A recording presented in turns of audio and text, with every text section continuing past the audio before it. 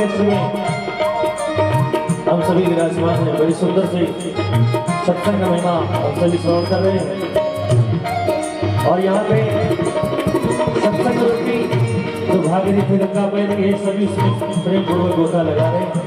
इसलिए कहना है ये श्री राम मंदिर है, भागीरथी गंगा बहती है, सब लोग यहाँ पर तरते हैं, सब लोग यहाँ पर तरते हैं, भगवान सभी का हो जाए।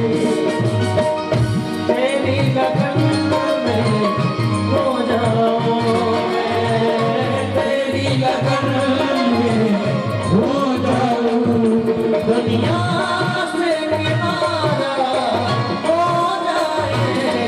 एक बार जो रघुवर की नजरों सारा हो जाए।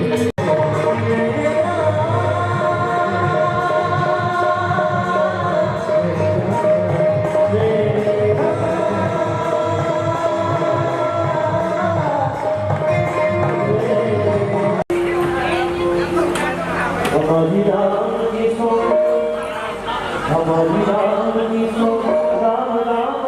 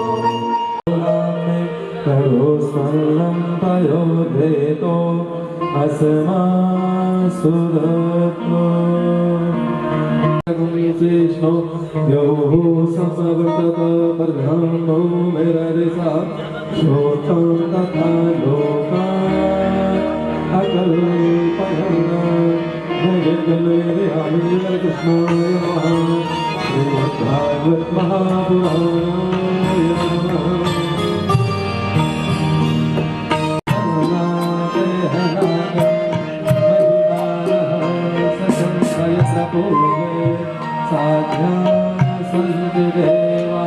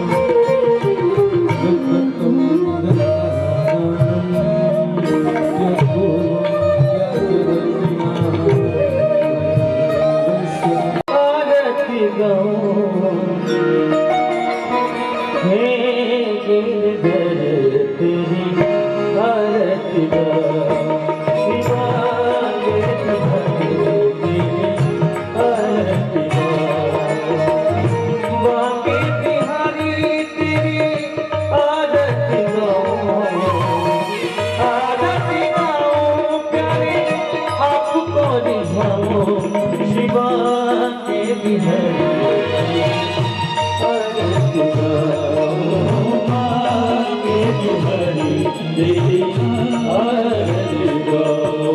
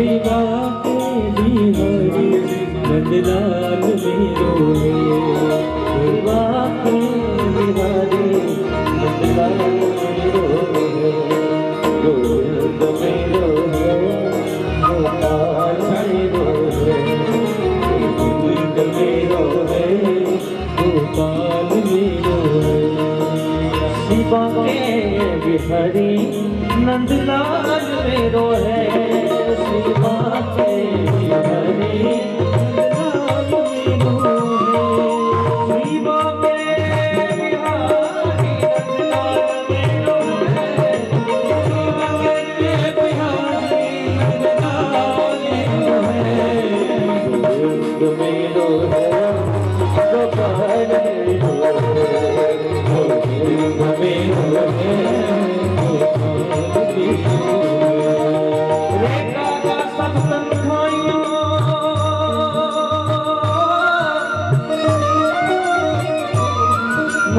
चुन खइयो मास तो ने नामत खाइयो खुद शाम बुलंदिया गोविंद मेरो है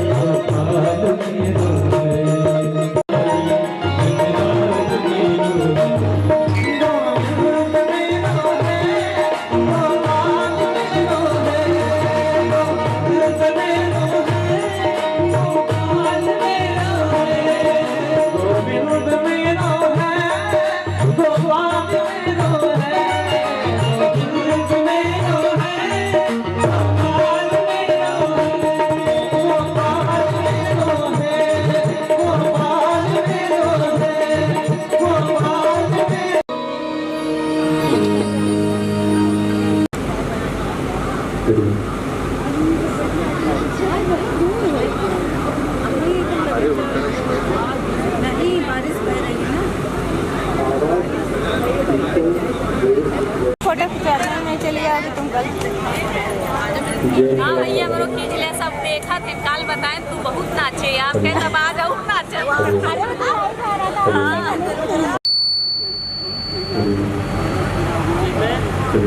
अरे जो वाले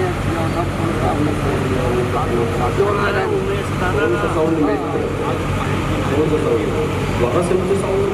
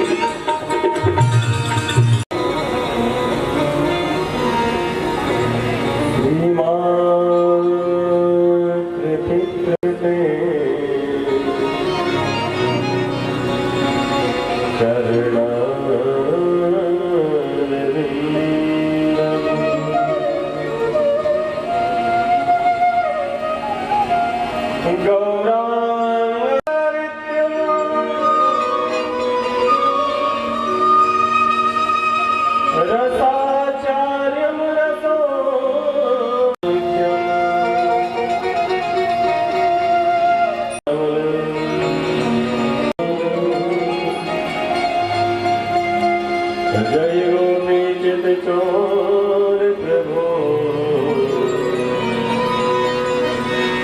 जय जय गुरु जी की इस पावन कथा में आइए सब मिलकर प्रवेश करते हैं और प्रार्थना करते हैं प्रभु से।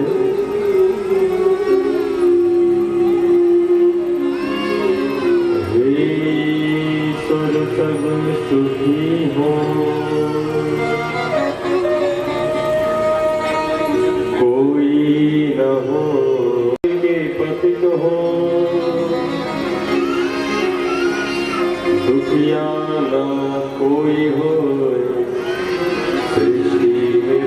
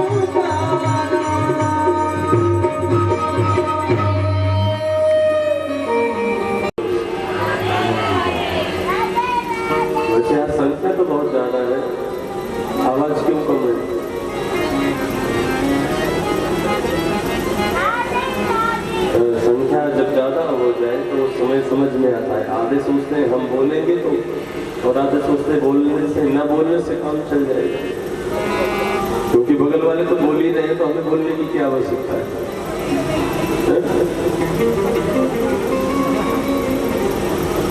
बगल वाले जब भोजन करते हैं तो हमें भी करने की क्या जरूरत है? ये भी तो है। एक बार जोर से बोलना पड़ेगा, जितने बनेगा सब साथ मिलकर बोलेंगे।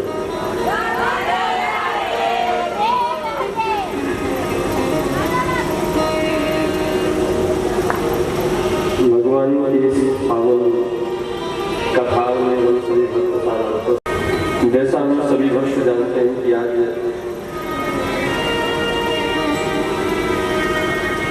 श्री हमारे मुख्य यजमान हरिप्रताप सिंह सपरिवार सपत्नी सहित श्री ठाकुर जी की कथा को लाने में आपका परम सौभाग्य रहा। तो भगवान की कथा का आज द्वितीय दिवस है,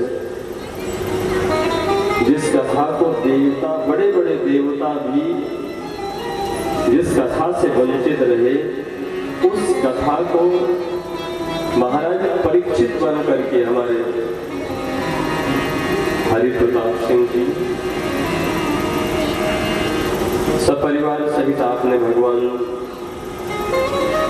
ठाकुर जी की आराधना की और उन्हें लाने का प्रयास किया। जिनकी तेरे बिना वाला दीप जलाने में तेरे बिना मुझे ऐसी लगन तू लगा दे कि तेरे बिना पल न रहूंगे। ऐसी लगन तू लगा दे मैं तेरे बिना पल न रहूंगे। प्यारे की जय हो, हरि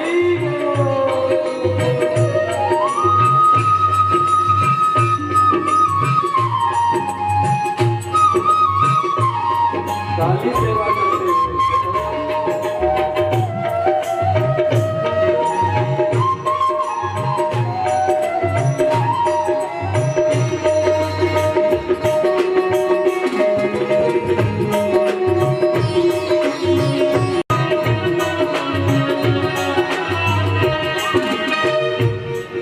भगवान से प्रार्थना करता हुआ भक्त कहता है, प्यारे चुराया मैंने कुछ ना कहा,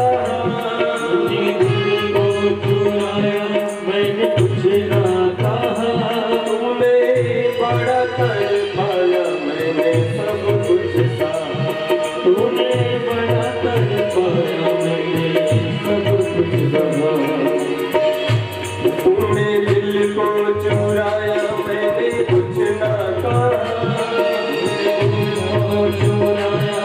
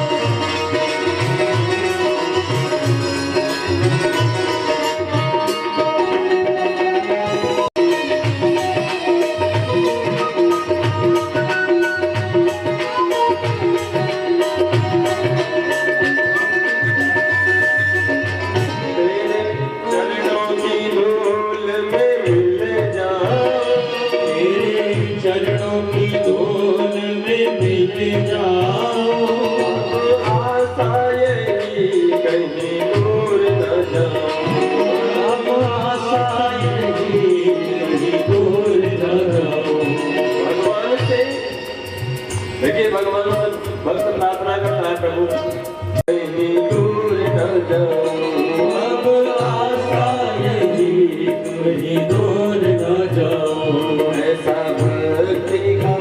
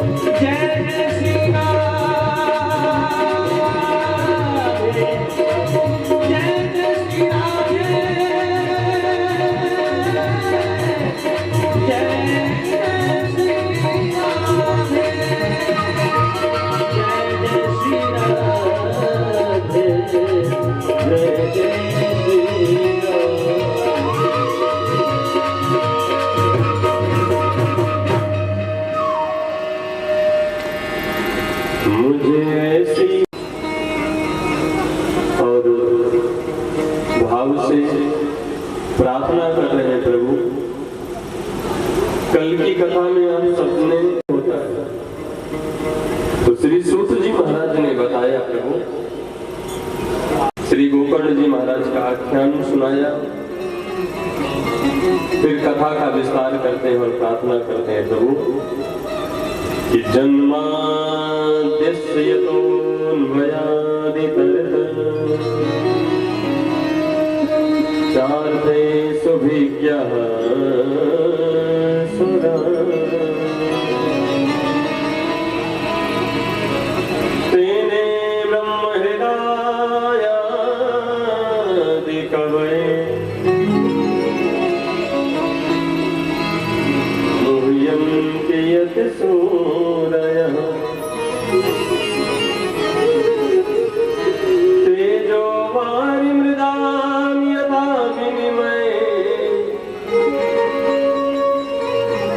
यत्र सर्गो मृषा धाम्ना स्वेन सदा निरस्तकुहकम् सत्यं परम धीमहि निगम कल्पतरोर्गलितं फलम्। भागवत भगवान के प्रथम श्लोक का श्री सद्गुरुदेव भगवान गायन करते हुए प्रथम श्लोक में कहते हैं भगवान का स्वरूप कैसा है कि जन्माद्यस्य यतोऽन्वयादितरतः चार्थे सुभिज्ञः स्वराट्। भगवान जन्माद्यस्य, जो जन्म आज से परे है, जो प्रकाश नहीं, अभी तो स्वयं प्रकाशमय है, जिन भगवान को किसी भी प्रकाश की आवश्यकता नहीं होती, जिन्होंने संपूर्ण त्रिलोकी को प्रकाशमय बनाया है, ऐसे भगवान सत्यम परम धीमहि।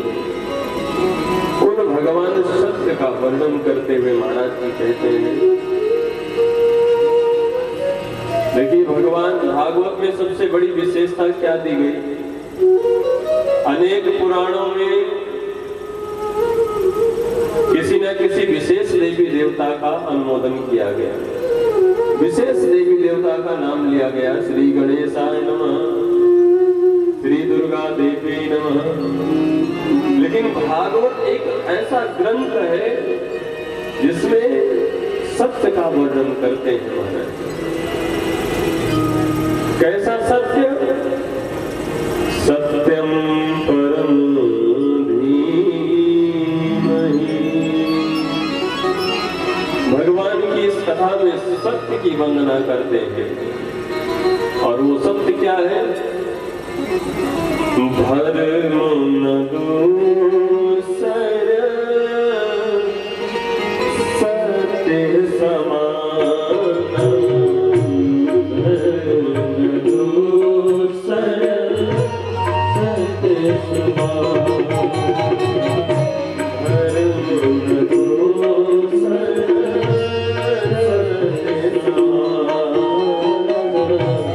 धर्म न दूसर सत्य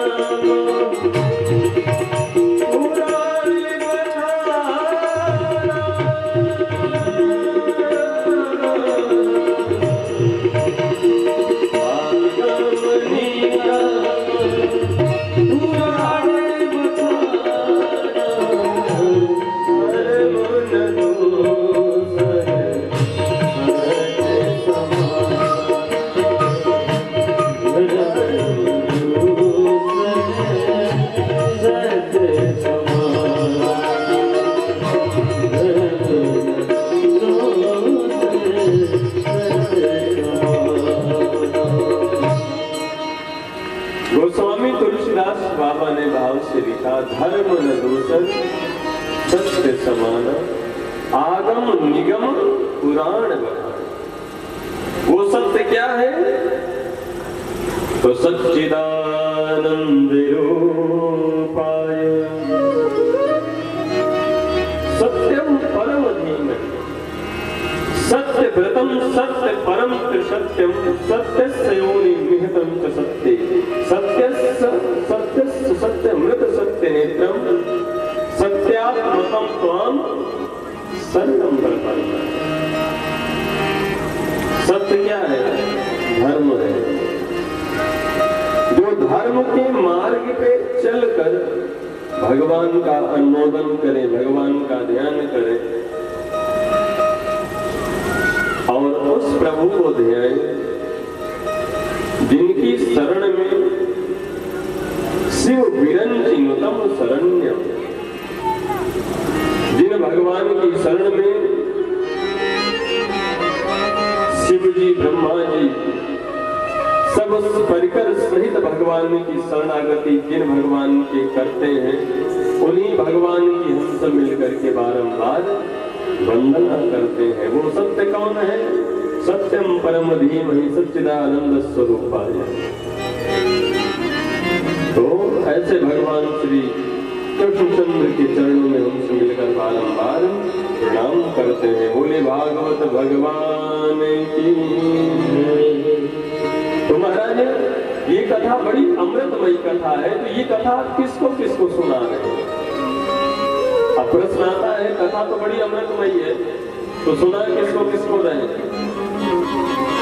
तब श्री सूत जी महाराज कहते हैं, वेद व्यास जी ने लिखा है, निगम कल्प तरोर गलितम फलम सुख मुखागमृत द्रव संयुतम पिबत भागवतम रसमालयम मुहुरहो रसिका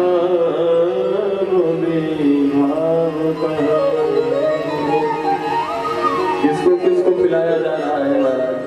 तो यहाँ पर श्री वेद व्यास जी ने सिर्फ दो लोगों को बुलाया। किनको किनको? रसिका भूमि भावुका। अय रसिकों, ये कथा आपके लिए है। अय भावुकों, ये कथा आपके लिए है। तो किसी ने प्रश्न कर दिया, महाराज क्या दो ही लोगों को ये कथा पिलाई जाएगी? सिर्फ रसिकों को और सिर्फ भावुकों को? बोलते हैं नहीं नहीं, देखो ये कथा तो सार्वभौम प्याऊ है। जो प्याऊ है वो सार्वभौम है।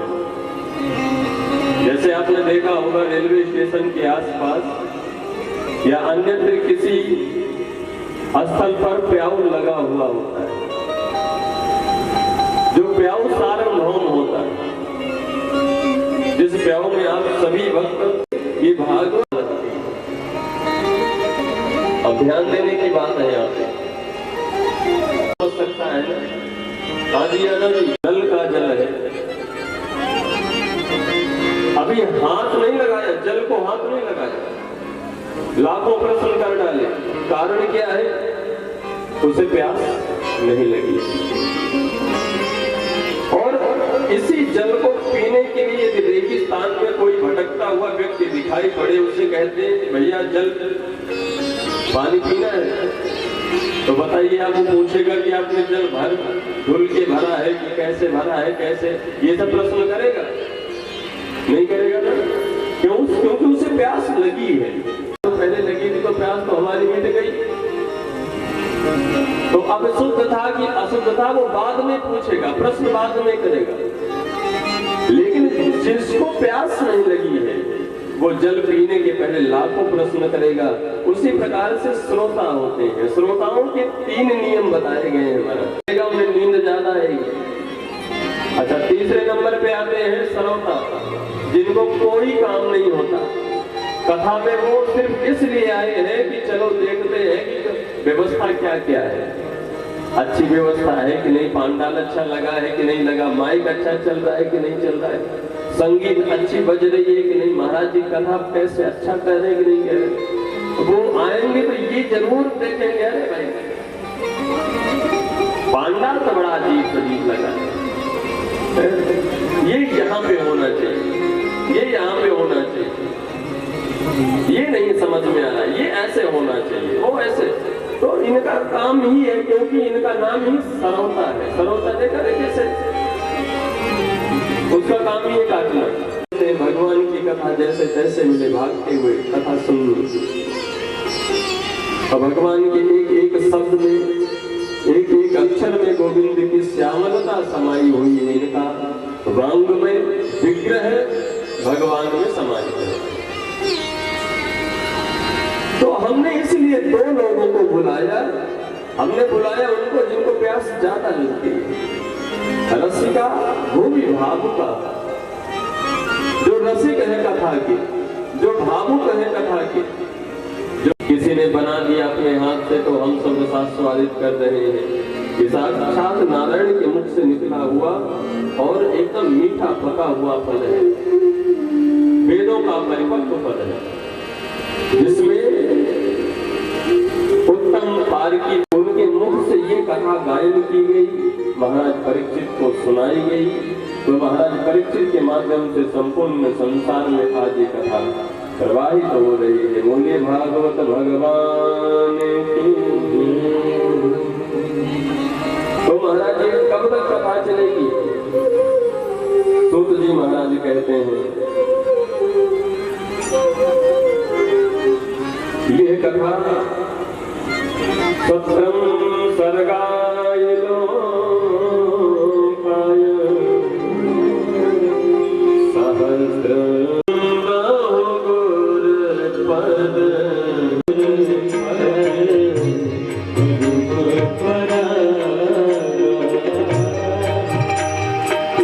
गुरुपद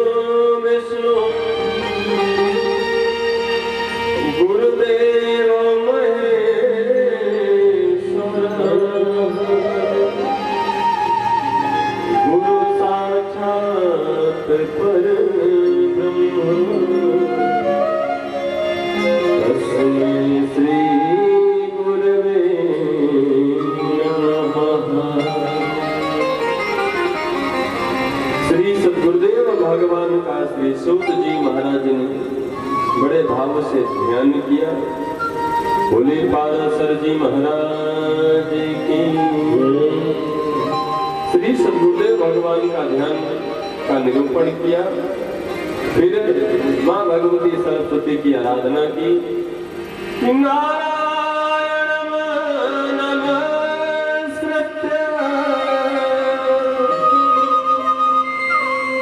नरं चैव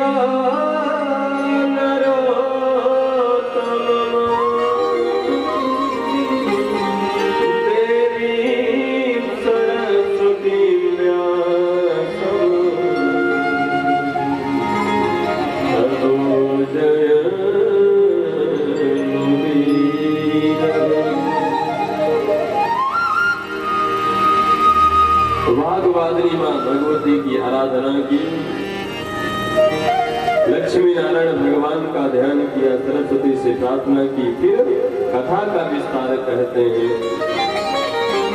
सौनकादि ऋषियों को साथ कथा श्रवण कराते हुए कहते हैं ऋषियों, यम प्रवृदंत मनुपेतम पेत कृत्यम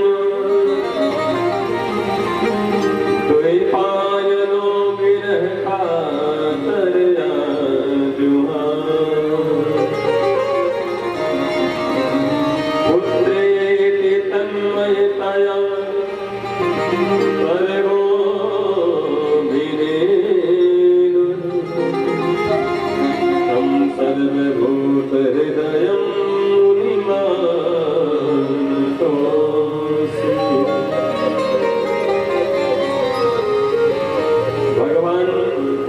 श्री सूत जी महाराज कहते हैं, आपने बहुत ही उत्तम प्रश्न किया ऋषियों। जानने की इच्छा ही आपकी भक्ति को प्रबल करती है, क्योंकि जाने बिन ना होए परितीति, और बिन परितीति होए नहीं प्रीति। जब तक आपकी जानने की इच्छा नहीं होगी, समझने की इच्छा नहीं होगी, तब तक भगवान कौन है, करते क्या है, रहते कहाँ है, हम नहीं जान पाएंगे। और जब नहीं समझ पाएंगे भगवान की भगवत्ता को, तो प्रेम नहीं होगा। और जब जीवन में भगवान से प्रेम नहीं हुआ तो जीवन बड़ा ही दुखमय हो जाएगा। तो अपने दुखों का जो विस्तार है उसे नष्ट करने के लिए पहले हमें भगवान से प्रेम करना चाहिए, भगवान का ध्यान करना चाहिए। तो आपने बहुत ही उत्तम मंगल प्रश्न किया, ये कथा किसने क्यों सुनाई? तो महाराज जी कहते हैं, ये तो कथा ऐसी है कि यम प्रवृजंत मनुपेतम उपेत कृत्यम द्वैपायनो विरह कातर आजुहार। सर्वेश्वरी राधा रानी के गोलोक में परम आराध्य श्री सुखदेव जी महाराज विराजमान थे। ये महाराज राधा रानी के ही लोक में रहा करते थे, और वहीं पे राधे राधे राधे राधे जपा करते थे। इधर जब महाराज परीक्षित को संतों ने श्राप दिया, महाराज श्रृंगी ऋषि ने जब श्राप दिया, तो भक्त का कल्याण कैसे हो, तो इनके कल्याण के लिए देवताओं ने विचार किया। फिर सुखदेव जी महाराज को इस धराधाम पे लाने का प्रयास किया। सुखदेव जी महाराज से जब कहा गया कि आप पृथ्वी पर जाओ, महाराज जी ने मन में विचार किया, राधा रानी से हाथ जोड़ करके कहा, हम इस लोक में रहते हैं, 2-4 मिनट राधे राधे कर लेते हैं, 2-4 मिनट हरिनाम संकीर्तन कर लिया करते हैं, लेकिन यदि मैं पृथ्वी लोक पे गया तो माँ माने नहीं या माने जो। ये जो पृथ्वी लोक में माया है ना, माया रूपी भ्रम हमें पकड़ लेगी, तो सिर्फ मैं पड़ जाऊंगा, मैं और मोर तोड़ते, फिर अपना है पराया है, ये दूसरे का है, ये अपना है। माँ माने जो या माने नहीं जो, है ही नहीं है संसार में, उसी माया में मैं लिप्त हो जाऊंगा, तो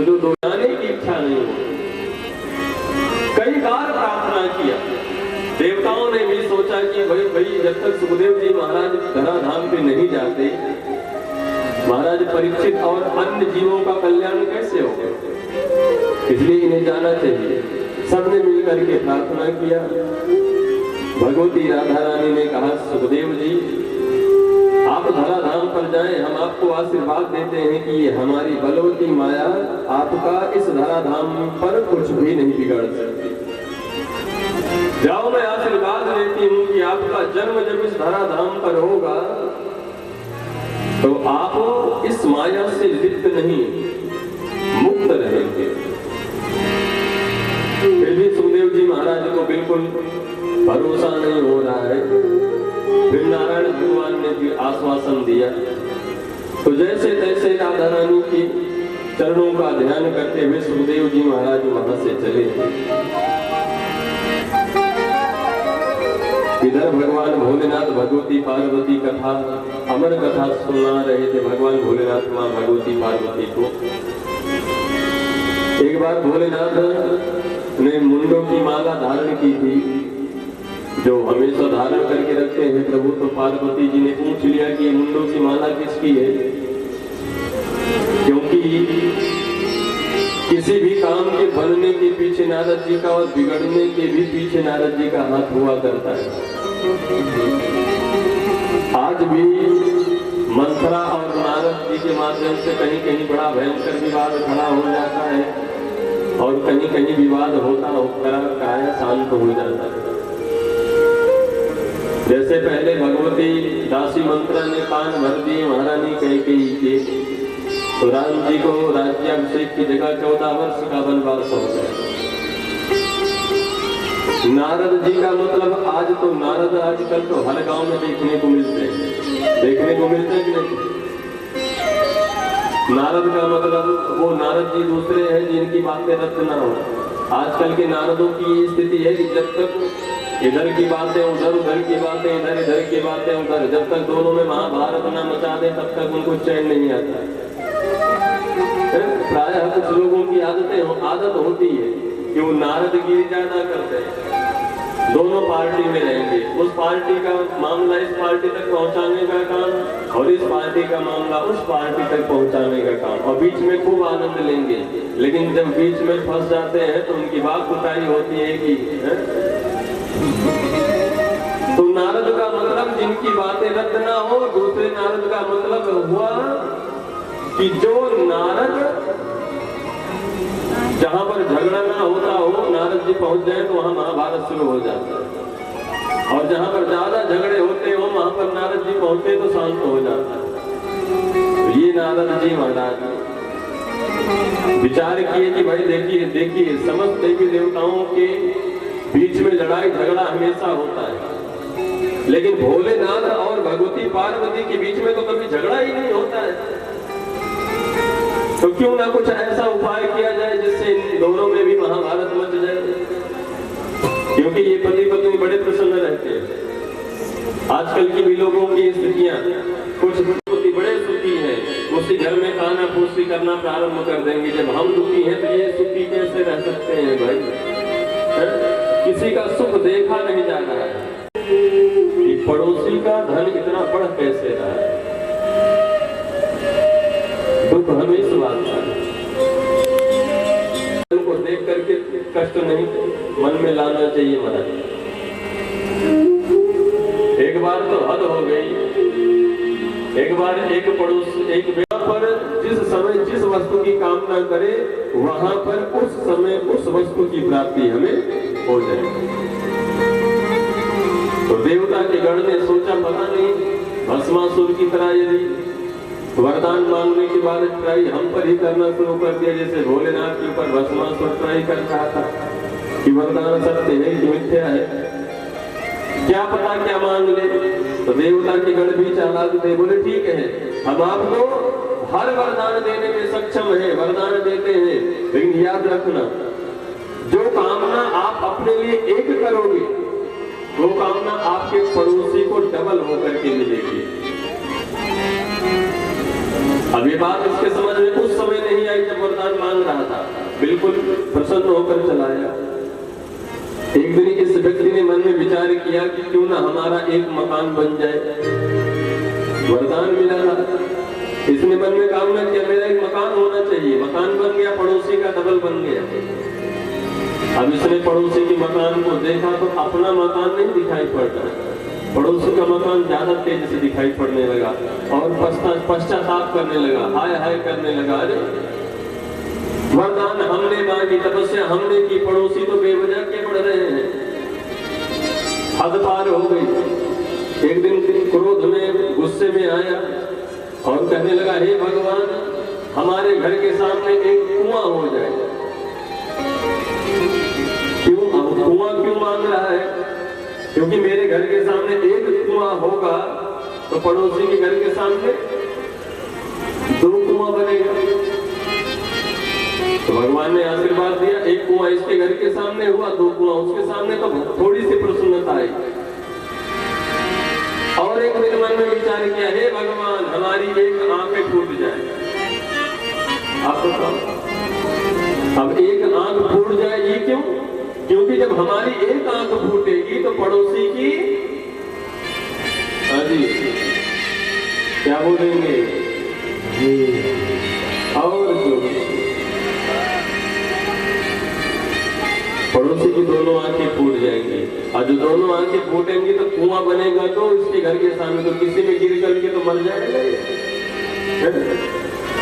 तो जलन इस बात की है कि पड़ोसी पढ़ कैसे रहा है। जलन इस बात की कि हमारे साथ काम करने वाला व्यक्ति पढ़ कैसे रहा है। कुछ लोगों की आदत होती है, कभी कभी कहते हैं, महाराज इतना क्रोध आता है, इसको देखकर मेरा एक सूती खून घट जाता है। अक्सर गांव में लोगों ने सुना होगा, इनको मैं देखता हूं तो मेरा एक सूती, और मैं तो कहूं कि मुझे पता लग जाए कि जिनका देखकर एक सूती खून घट जाता है, मैं उसको घर के सामने ही बिठा दूं। एक दिन एक थोड़ा थोड़ा घटते घटते पूरे ब्लड खत्म हो जाएंगे तो आप अपने आप ही चले जाओगे कि मारने का क्या जरूरत है। किसी को देख करके हमें ईर्ष्या क्यों होती? कौन कितना बढ़ रहा है, किसने क्या व्यवस्था बना के रखी है, आप अपनी व्यवस्था देखिए। क्योंकि जिसको आप देख रहे हैं कि ये बहुत बढ़ रहा है, आप तो क्रोध से बिल्कुल अपने क्रोध करके अपने आप को जला रहे हैं। वो भगवान की मस्ती में मस्त है, आप देख करके जल रहे हैं, वो अपने आप में मस्त है। नुकसान किसका हो रहा है? उस देख करके जलने वाले का नुकसान हो रहा है कि आपका नुकसान हो रहा है? बताइए, किसका नुकसान हो रहा है? हाँ जी, नुकसान किसका हो रहा है?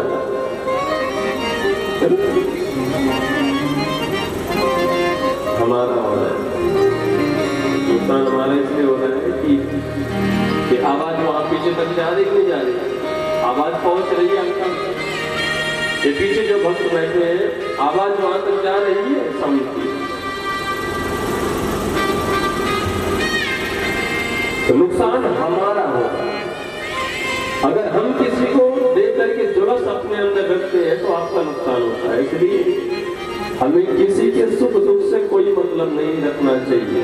अगर करना है तो भगवान से प्रार्थना सबके कल्याण के लिए करिए। अब आज उसी प्रकार से श्री सुखदेव जी महाराज मन में विचार करने लगे, संसार में जब मैं चला जाऊंगा तो 1 मिनट भगवान का संकीर्तन करने का अवसर हमें नहीं प्राप्त होगा। यदि प्राप्त भी हुआ तो माया हमें जकड़ लेगी। या तो प्रेम होगा, मोह होगा, या तो ईर्ष्या होगी। इसलिए ऐसी अवस्था में हम क्या करें? तो भगवान नारायण ने आशीर्वाद दिया, आपका कुछ नहीं बिगड़ेगा।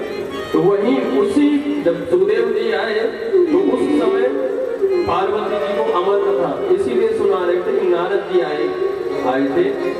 नारद जी ने देखा कि 2 दिन विवाद नहीं होता, तो एक दिन पहुंच गए, भोले बाबा तपस्या कर रहे थे।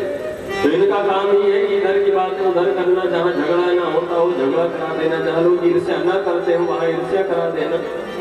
ये आज के नारदों की बात है। वो नारद जी, उनके मन में भी कदाचित आ जाता कि सबके बीच में झगड़ा होता है, लेकिन इनके बीच में नहीं होता। आज करवा करके देखते हैं। अब भोले बाबा तपस्या करने बैठे, भगवती पार्वती अपने घर कंदरा में बैठी है। नारद जी पहुंच गए, प्रणाम किया। माता जी ने पूछा क्यों नारद जी, सब कुशल मंगल है? बोले माता जी कुशल मंगल तो सब है, लेकिन आप कितनी भोली हो ना। माता जी से आज पूछते हैं आप कितनी भोली हो ना। माता जी ने कहा हम भोले हैं।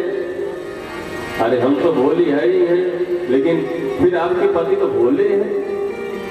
बोले हाँ वो तो भोले हैं, जैसा नाम भी भोले हैं वैसे भोले भाले हैं, सीधे साधे आपसे प्रेम भी। ये बात नारद जी ने कही तो माता पार्वती सोचने लगी कि हाँ सारी बातें तो भोलेनाथ ने बताई, लेकिन आज तक हमने ना पूछा ना उन्होंने बताया। देखा मैंने कहा था ना कि सारी बातें आपसे भोले घर में आग लगाना है ना, इसलिए प्राणी का प्राय काम होता है वो छोटी छोटी गलतियों को पकड़ना शुरू करता है। देखिए आपके भी जीवन में याद रखना माता, आपके जीवन में छोटी छोटी बातों से आपका जीवन कभी कभी बहुत संघर्षमय बन जाता है। छोटी छोटी बड़ी बातें होती हैं वो शांत हो जाती, छोटी छोटी बातें। पति जी सुनाना चाहते हैं, पत्नी सुनना नहीं चाहती, पत्नी सुनाना चाहती है, पति जी सुनना नहीं चाहते। बस छोटी छोटी बातों को लेकर आज महाभारत इतना मच जाता है कि डिवोर्स तक बातें आ जाती है। इग्नोर करना प्रारंभ कर दो। जीवन जब तक नहीं बचा तब तक तो खूब अच्छा था, लेकिन जिस दिन आपका पाणी ग्रहण हुआ 7 फेरे लिए, उसी दिन आप अपने हृदय में एक शमशान बनाकर तैयार कर लो। हृदय में शमशान किस लिए? अगर कोई गलती आपके जीवन में होती है तो उन गलतियों का दफन कर दीजिए, उन गलतियों को उसी हृदय भवन में मिटा दीजिए, क्योंकि अब आपके जीवन को अच्छा बनाना है। तो छोटी छोटी गलतियों को लेकर के महाभारत नहीं रचना है। अगर आप अपना जीवन अच्छा बनाना चाहते हैं तब या तो त्याग दीजिए या तो गलती को मिटा दीजिए। जिसको आप त्याग नहीं सकते उनकी गलतियों को आप अपने हृदय भवन में मिटा दीजिए, और जिनकी गलतियों को आप मिटा नहीं सकते उनको आप हमेशा के लिए त्याग दीजिए। तो ही कार्य में आपको सुख मिल सकता है। या तो गलती को मिटा दो या गलती करने वालों को हटा दो। प्रयास तो ये करना चाहिए कि छोटी छोटी गलतियों पर कभी हमें ध्यान नहीं देना चाहिए, प्राय अपने जीवन को अच्छा बनाने का प्रयास करना चाहिए। अब भोले बाबा ने किनके मुंडों की माला पहन रखी आपको पता है? बोले नहीं ये बात तो नहीं पता। इसका मतलब झूठ बोलते हैं बाबा जी आपसे। अब ये नारद जी काम हो गए इनका, इतना कहकर प्रणाम करके चले गए। भगवती पार्वती को भवन में जाकर बैठ गए। भोलेनाथ निकलते हुए देखा नारद जी आ रहे थे, तो कुछ ना कुछ या तो अच्छा बनाए होंगे और या तो सब कुछ बिगाड़ दिए होंगे। नारद जी जब चले गए, भोले बाबा पहुंचे। देवी जी क्रोधित है, गुस्से में है। हाथ जोड़ करके भोलेनाथ समझ गए कि अभी लक्ष्मी जी का भाव थोड़ा सा नारद जी की कृपा से बढ़ गया है, तो हमें हाथ जोड़ना ही उचित है। तो भोले बाबा ने कहा देवी जी क्या बात है, आप नाराज क्यों हो? बोले आप हमसे झूठ नहीं बोलते, कभी नहीं। तो आज तक आपने ये क्यों नहीं बताया कि आपने जो मुंडों की माला पहन रखी है, किनके मुंडों की माला? भोले बाबा ने कहा ये कोई बात थोड़ी, नारद जी ने बताया होगा आपसे, आपने कभी पूछा नहीं तो हमने कभी बताया नहीं, तो आज आप बताइए। तब भोले बाबा ने कहा ये मुंडों की माला किसी और की नहीं, आपकी ही है। हमारे मुंडों की माला 108 मतलब भोले बाबा ने कहा आपके 108 जन्म अभी तक हो चुके हैं। हर एक जन्म में मैंने आपकी यादों को बनाने के लिए मालाएं धारण की है। तो देवी जी ने कहा ऐसा क्या है कि हम ही मरते हैं, आपका कभी जाना नहीं होता? बोले हमने अमर कथा सुन रखी है, इसलिए हमारी मृत्यु नहीं होती। वो कौन सी अमर कथा है? इतना प्रेम करते हो तो हमें भी आप सुना दो। तब भोले बाबा ने वो अमर कथा सुनाने के लिए भगवती पार्वती को ले जाकर कैलाश पे बैठे थे। कथा श्रवण करने के लिए पार्वती को बिठाया तो उस समय अधिकारी सिर्फ पार्वती जी को जाना भोले बाबा ने अपने त्रिशूल को फेंक दिया, चारों तरफ चक्कर काट के त्रिशूल आ गया, कहीं पर अन्य कोई प्राणी दिखाई नहीं पड़ा। ये सुखदेव जी महाराज एक सुखी के गर्भ से निकलकर एक अंडाकार में बैठे थे। अब कथा प्रारंभ हो गई। कथा जब प्रारंभ हुई तो कथा धीरे धीरे बढ़ने लगी। बढ़ते बढ़ते अचानक इधर सुखदेव जी महाराज जो अंडाकार में थे वो उस अंडस से बाहर आ गए। बाहर आकर के इधर महाराज जी वहीं जाकर के बैठे गए। देखा भगवती पार्वती सोने जा रही, कथा चल रहा, ताली बजाने वाला, राधे राधे बोलने वाला कोई तो होना चाहिए। और पता लगे सब तो हुंकारी भरने लगे। देखा पार्वती जी सोने लगी तो सुखदेव जी बाबा हुंकारी भरने लगे।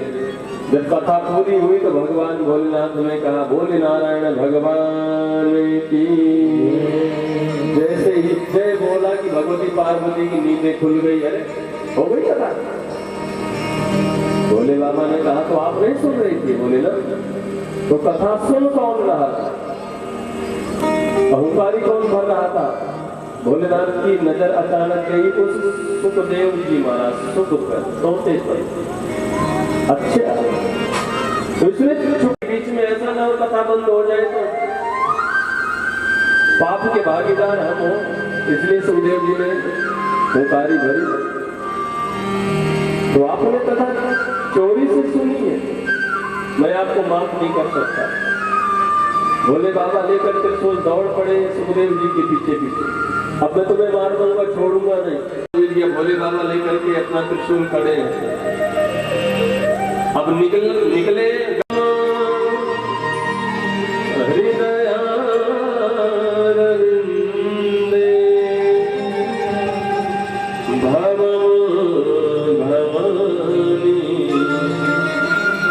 सहितम नमामि।